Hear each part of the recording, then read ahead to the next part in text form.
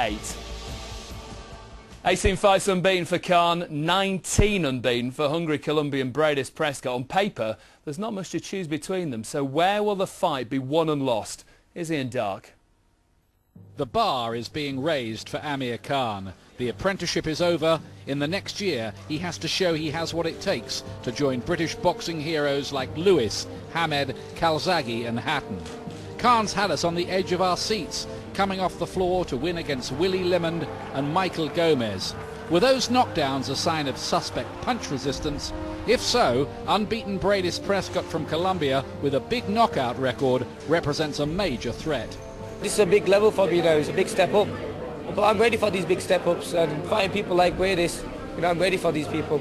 The Colombian's from a tough, violent city, and he's arrived here in threatening mood. It's 4 rounds half predicted, and I think 4 rounds is going to be. But I'm going to knock him out in 4 rounds.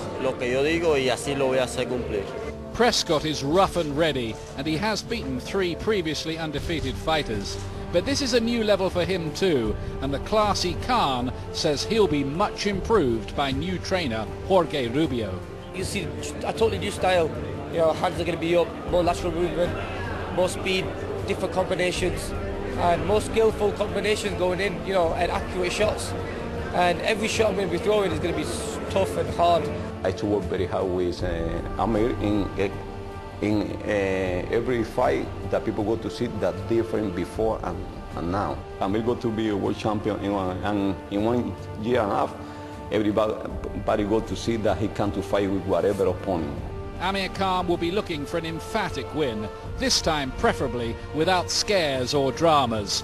But don't rule it out. I've been proving everyone wrong since the first fight as a professional. And everyone wants to see Amir Khan down, but even though I'll get put down, I'm straight back up and I go on to win the fights. That's the main thing. I've got a heart, and I have got a chin. It takes. I've proved to so many people I've got a chin by getting up off the floor and winning a fight. So you can put anyone in the ring with me. Amir Khan's not going to be gone until he's out for the 10 count. Let's head back to Manchester. Here's Jim Watt with Ian. So it's all set up, the battle lines are drawn, but Jim, why are they taking this risk? Why are they putting Amir Khan in with a guy who looks like a dangerous puncher? Well, they've been stepping up the quality of Amir's opposition over the last year or so, and I think being what happened in his last fight, badly shaken and on the floor, if they drop it back down again, I think it would show a lack of confidence in the kid. He feels he's on the road to boxing for a world title sooner rather than later, so I think they have to bring him back into a fight where he's going to feel some fear and he's going to perform, and that's what they've done Saturday. Well, the preparations are underway at the MEN Arena, and of course this has become a venue of legends, hasn't it? We've seen Nigel Benn there, Mike Tyson's British debut against Julius Francis, Calzaghe, Hatton, Hamed. They've all been on there. It's the first time Amir Khan has, though. Yeah, but thankfully he is used to boxing in front of big audiences. He's been drawing 10,000 people plus to the Bolton Arena, so I don't think that'll be a factor. I'll just give him all the more reason to perform. He has shown star quality, hasn't he? And his fights haven't had us on the edge of our seats, but he needs to make an emphatic statement, doesn't he, this time? Yeah, he definitely does. If he's ready as he thinks he is for a world title fight, then he has to be handling fighters like Prescott. We might see a couple of scares along the way, we don't mind that, but it's his first South American opponent who's going to bring a different style and different problems into the ring. But Amir has to be able to cope with those and move on if, I say, he's as good as he thinks he is. Yeah, I think it's a must-see fight, drama guaranteed.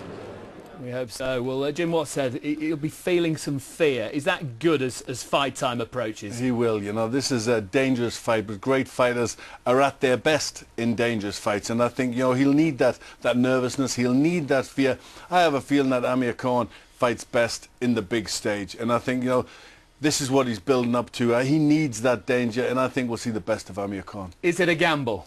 It's always a gamble. It's always a gamble. It's a big gamble. You're going in with a fighter that's almost got a perfect knockout record. So, he is dangerous. But I think Amir Khan can come through this. I think, the kid's destined for greatness. Destined for greatness. What's he going to do later? I think you'd love to have a kid. You'd love to be a trainer. You'd love to manage a kid like this because he can be so good. He's learning all the time. He wants to be the best. He's training to be the best. He's leaving nothing to chance. He's just got to go out there and be the best. Can he do just that with a big fight nearly here? That completes the countdown.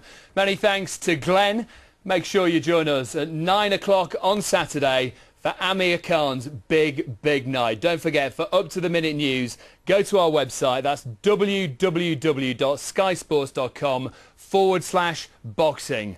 Will Khan conquer again? A real star in this sport. Look at that, I mean, that's just perfection. Too quick, too sharp, too powerful. There's another right hand. He can't miss him. Oh, look at those combinations. Piling on the punches now. He's just being picked apart here. Another huge right. He's all over the place. And he's down with the left hand. Poise, balance, firepower, and what a finish. A super performance